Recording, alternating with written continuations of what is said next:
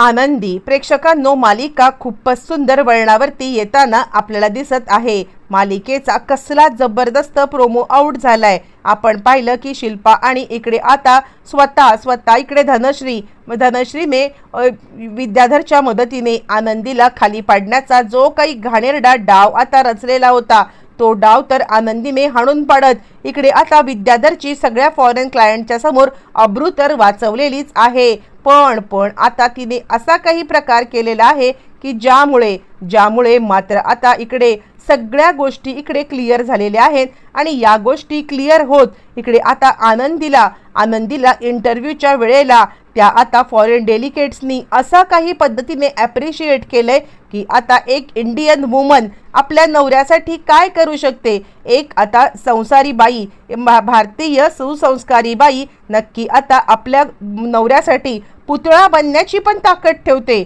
खरंच याचं कौतुक करत आता सगळ्यांनी आनंदीला खूप ॲप्रिशिएट केलंय. आणि त्यानंतर आता आनंदीचा सन्मान सुद्धा झालेला आहे. युगंधरने या सगळ्यामध्ये आनंदीचा स्वीकार करत सगळ्यांच्या समोर अभिमानाने आता इकडे आनंदीची बायको म्हणून आता ओळख करून देत तिला तो अधिकार सुद्धा दिलेला आहे. आणि शिल्पा आणि आता नालायक धनश्रीचा इकडे आता हा प्लॅन सुद्धा फ्लॉप झालेला आहे. असं आता या सगळ्यामध्ये नक्की काय घडलंय, कसं घडलंय. इकडे शिल्पा मुद्दामच आता इकडे आनंदीला पुतळा बनवून ठेवते, जेणेकरून आता ज्या वेळेला सगळेजण हा पुतळा बघतील आणि आता तिकडून इंटरव्ह्यूसाठी येतील त्यावेळेला इंटरव्ह्यूला आता इकडे आनंदी यायलाच नको. हा तिचा आता एक घाणेरडा डाव आहे.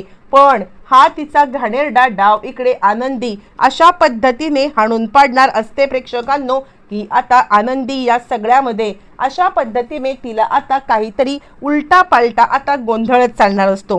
तिची आता पूर्णपणे भंबेरी उडणार असते. इकडे आता शिल्पा सांगायला लागते, युगंधर काय म्हणजे आता तू बिलकुल काळजी करू नकोस, काही झालं तरी सुद्धा ही ताई तुझी तोपर्यंत आहे जोपर्यंत तुला काही होणार नाहीये किंवा कोणाच्याही समोर तुला आता झुकावं लागणार नाहीये. आणि त्यावरती तो म्हणतो, खरंच ताई, पण हे कसं शक्य झालं. त्यावरती ती सांगते, तुला काय सांगू मी. अरे आता ती कान भरायला सुरुवात करते. आणि त्यानंतर मग आता आनंदी म्हणजे इंटरव्ह्यूसाठी यायला नको ना, म्हणून तिने हा सगळा डाव रचलाय. ती आता सांगायला लागते, अरे तुला माहिती आहे का काय घडलं होतं इथे आता तो बॉक्स होता ना लाकडी, तो आता आनंदीने फोडला अरे. आणि त्यावरती तो सांगायला लागतो, काय बोलतेस तू ताई, हे कसं शक्य आहे. यावरती ती सांगते, माझ्यावरती विश्वास नसेल तुझा, मी समजा आनंदीचा राग करते असं तुला वाटतंय, पण इकडे माई आणि बाबांना विचार, धनश्रीला विचार, सगळेजण होकार देतात आणि ते सांगतात की आमच्यावरती पण विश्वास नसेल ती सांगते तर घरातल्या नोकर माणसांना पण विचार.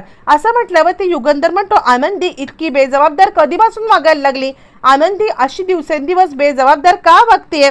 याआधी तर मी आता आनंद जेव्हा पाहिलेला आहे ना, तिने असा बेजबाबदारपणा कधी केलाच नाही. यावरती मग शिल्पा सांगायला लागते, तुला माहिती आहे का, अरे याआधी ती एका सामान्य घरातली मुलगी होती ना, आणि त्यावेळेला तिला आता पैशाची मोहताब होती आणि त्यामुळे ते आता सगळं ती जपून करत होती. पण आत्ता काय झालंय, आता तिला मोठं घबाड सापडले ना युगंधर निंबाळकर नावाचं, आणि त्यामुळे ती आता अशा पद्धतीने वागत आहे. तुला जर का खोटं वाटत असेल ना, तर माझी एक गोष्ट नेहमी लक्षात ठेव, ती ज्या पद्धतीने वागते ना ती पद्धत एकदम चुकीची आहे. इतकंच नाहीये तर ती आता या सगळ्यामध्ये तुझ्या बाबतीत सुद्धा चुकीचं वागती आहे. म्हणजे आता तू इतका मोठा माणूस आणि तिने ते शिल्प पाडलं, पुतळा पाडला. यावरती युगंधरला ती सांगायला लागते, आणि म्हणूनच मी तिला शिक्षा दिले रूममध्ये कोंडून ठेवायची, आणि आता हे शिल्प मी तयार करून घेतलेलं आहे. युगंधरला काहीच कळत नाही. त्याला आनंदीचा खरं तर खूप राग आलाय. म्हणजे आता आनंदी असं कसं वागू शकते, युगंधरला काहीच कळायला मार्ग नाहीये. आणि युगंधर आता सांगतो, ताई पण इतक्या झटपट हे शिल्प कसं काय करून घेतलंस तू.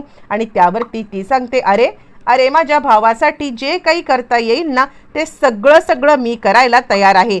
तू का चिंता करतोस. जोपर्यंत माझा भाऊ या सगळ्यामध्ये व्यवस्थितपणे आहे ना तोपर्यंत मी आता तुझ्या पाठीशी राहणार आहे. इकडे त्यावेळेला मग आता धनश्री सांगायला लागते, अहो भाऊजी तुम्हाला माहिती आहे का, ती आता खरंच काहीतरी वेड्यासारखं करते, म्हणजे आमच्या समजण्याच्या पलीकडे आहे. ओरडते काय, मगाशी आता तिने काय थैमान मांडला होता असं म्हणत धनश्री स्वतः आपण अंगरखा घालून गेलोय हे मात्र काही सांगत नाहीये, किंवा आपण स्वतः या सगळ्यामध्ये तिला आता हे करण्याचा प्रयत्न केला हे बोलत नाहीये. आणि आता ती फक्त सांगायला लागते, काय भाऊजी ती आनंदी अशी काय वागते, मगाशी वेड्यासारखी उड्या मारत होती आणि अख्ख्या किचनभर तुम्ही येऊन बघितलात ना तर तुम्हाला कळेल तिने आता काय केलंय ते. अख्खा घरभर थैमान करून ठेवलाय. असं म्हटल्यावर ते युगंधर पाहतो आणि खरंच किचनभर सगळी भांडी अस्ताव्यस्त पडलेली आणि सगळं अस्ताव्यस्त बघून त्याला धक्काच बसलाय. आणि त्यानंतर मग आता लगेचच त्यांनी सांगितलंय, ठीक आहे, फॉरेन डेलिगेट्स येथील आनंदीचं जे काही आहे ते मी नंतर बघतो, असं म्हणत त्यांनी आता इकडे आनंदीकडे दुर्लक्ष करत, म्हणजे त्याला खरं तर राग आलाय, दुर्लक्ष करत आता इकडे फॉरेन डेलिगेट्सला तो हे दाखवलेला आहे. पुतळा आता बघितल्यावर फॉरेन डेलिगेट्स खूपच आता खुश झालेत. खरंच आता तुमच्याकडे म्हणजे इतकं सुंदर तुम्ही कौशल्य करून घेतलेत ना, आम्ही आता अख्खं जग जरी फिरलो ना तरी सुद्धा हा पुतळा आम्हाला भेटणार नाहीये. आणि त्यावेळेला माई मात्र आता इकडे काहीच बोलत नाहीयेत. पण माईंना हे पटलेलं नाहीये. पण शिल्पा मात्र खूपच आता खुश झालेली आहे. चला आता इंटरव्ह्यूच्या वेळेला तरी आनंदी ही बॅग आता आपल्याकडे टळणार. पण त्याच वेळेला फॉरेन डेलिगेट्सनी जी मागणी केलेली आहे ती बघून माई आता संतापल्यात. फॉरेन डेलिगेट सांगायला लागतात, निंबाळकर म्हणजे आता तुम्हाला जर का काही प्रॉब्लेम नसेल ना तर आता हा पुतळा आम्ही इकडे आमच्या इकडे घेऊन जायचं म्हणतोय. शिल्पा तर काहीच खुश झाले, अरे देवा काय बोलताय तुम्ही. आणि त्यावेळेला मग आता शिल्पा आणि धनश्री या दोघी गालातल्या गालात हसतायत. कारण त्या दोघींना मात्र आता काहीही झालं तरी आनंदी नावाची ब्याद या घरातून जायलाच पाहिजे आहे. आणि म्हणूनच आता इकडे त्यांना खूपच खुश झालेले आहेत. आणि त्यानंतर ज्या वेळेला ते शिल्प समोर आले आणि सगळेच जण खुश झालेत आणि त्यावरती ती फॉरेन डेलिगेट्स बाई म्हणायला लागते, काहीही झालं तरी हा पुतळा आपल्या इकडे घेऊन जायचा म्हणजे जायचा. यासाठी तुम्हाला जितके पैसे हवे असतील ना तितके पैसे द्यायला आता आम्ही तयार आहोत.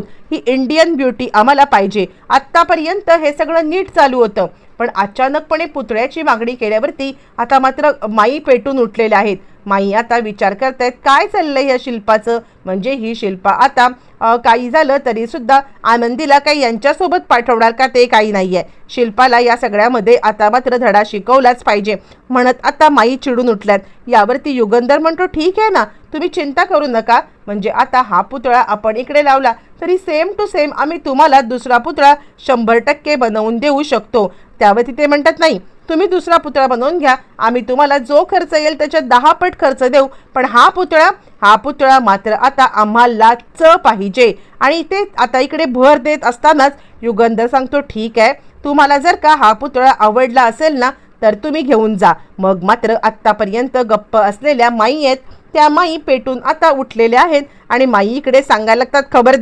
खबरदार हा पुतळा हात लाव, या पुतळ्याला कोणी इकडून घेऊन जाणार नाहीये. आणि त्यावरती युगंधर सांगायला लागतो, माई अहो काय झालं, म्हणजे तुम्ही असं का बोलत आहात, पुतळा आता कुठेच न्यायचा नाही असं का सांगत आहात. आणि त्यावरती मग आता माई सांगायला लागते, स्वतःच्या बायकोला आता इकडे तुम्ही देणार आहात का. असं म्हटल्यावर ते युगंधर बोलायला लागतो, काय चाललंय काय माई अहो मी पुतळ्याबद्दल बोलतोय, मी काहीही आनंदीबद्दल नाही बोलत आहे. आणि त्यावरती शिल्पा सांगते, माई तुम्ही शांत राहा. यावरती मग आता माई सांगायला लागतात, नीट बघा त्या पुतळ्याकडे, काय दिसतंय काय तुम्हाला त्या पुतळ्यामध्ये. असं म्हटल्यावर ती युगंधर त्या पुतळ्याकडे प्रेक्षकांनो नीट पाहत असताना त्याचे मात्र धाबे दणाणलेले आहेत. युगंधरला काहीच कळायला मार्ग नाहीये की काय आपण हे सगळं पाहतोय. आणि त्याच वेळेला आनंदीकडे नीट पाहिल्यावरती युगंधरला सगळं समजलेलं आहे. आणि युगंधरला हे समजल्या कारणाने मात्र आता युगंधर त्या फॉरेन डेलिगेटच्या समोर आनंदीला आता बाहेर काढले आणि तो सांगायला लागतोय, सॉरी माफ करा जेंटलमॅन, मी आता तुम्हाला हे शिल्प देऊ शकत नाहीये. कारण आत्तापर्यंत मला खरंच माहीत नव्हतं की आता माझी अब्रू वाचवण्यासाठी माझी बायको खरंच इथे येऊन आता पुतळ्यासारखी उभी राहिले. असं म्हणत युगंधरने तिला आता बाहेर बोलवलंय. आणि त्यानंतर मग आता फॉरेन डेलिगेट्स अजून खुश झालेत प्रेक्षकांनो. आणि ते आता म्हणायला लागलेत, युगंधर सर म्हणजे आता खरंच मूर्तिमंत आम्हाला इंडियन कल्चरचं दर्शन झालंय. एक बाई आपल्या नवऱ्यासाठी काय करू शकते, त्याची अब्रू वाचवण्यासाठी काय करू शकते हे सुद्धा आम्हाला समजलेलं आहे. खरंच तुमच्या बायकोचं आणि तुमचं जितकं कौतुक करावं तितकं कौतुक कमी आहे. असं म्हणत त्यांनी आता इकडे आनंदी म्हणजे आता एक आदर्श हे आहे ते आता सगळ्यांच्या समोर आणलेलं आहे. आणि त्यानंतर खऱ्या अर्थाने युगंधरला सुद्धा आता आनंदीचा हा मोठेपणा समजलेला आहे. एकाच झटक्यात मालिकेची सगळी समीकरणं बदलत युगंधर आणि आनंदी हे दोघं जण एकत्र आलेले आहेत. प्रेक्षकांनो, मालिका आता खूपच सुंदर चाललेली आहे. असेच अपकमिंग ट्विस्ट पाहण्यासाठी चॅनलला सबस्क्राईब